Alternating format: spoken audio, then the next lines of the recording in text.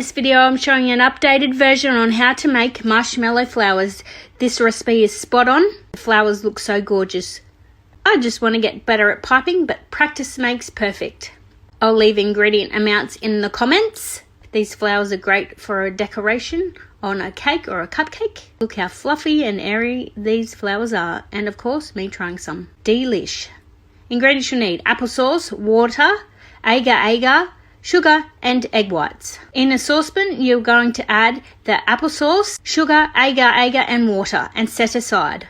Meanwhile, you're going to turn your oven on at 50 degrees and add some tea towels in there. This is for your piping bags. That will have the mixture in them so they don't go hard while doing it. So first you're going to whisk up your egg whites and sugar. Soft peaks you need. Now you're going to add the applesauce mixture and heat it up for about 5 minutes. You want it looking like that.